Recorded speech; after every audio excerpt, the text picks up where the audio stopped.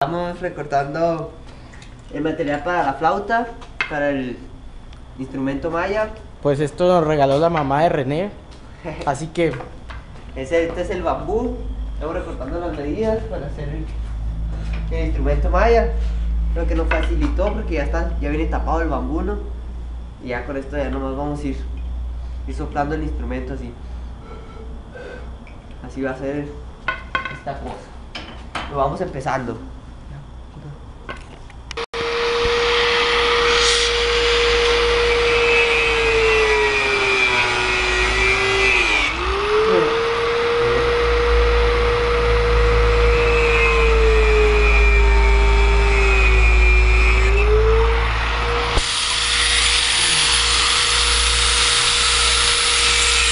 Bueno, pues ahora lo que estamos haciendo es amarrando cada pedazo de bambú para hacer el instrumento, para que quede ya todo derechito así uniformemente.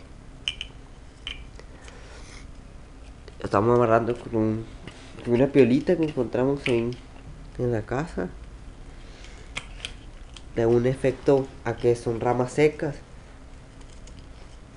para que se vea más rústico. Así es como quedaría nuestro instrumento ya listo, armado por bambú, que emite los siguientes sonidos.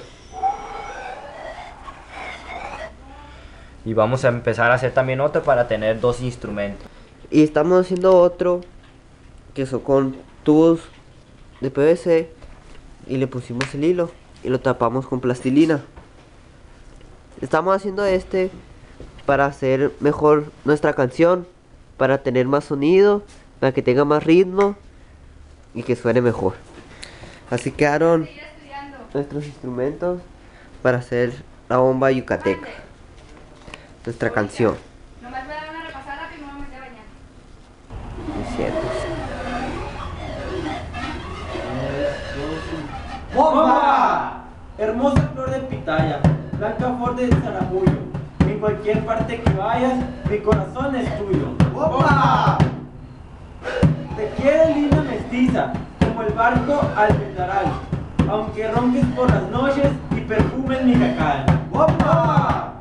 Detrás de la albarrada, en secreto te fue a mirar, y no sabes de embarrada que me vi en tu solar. ¡Bomba!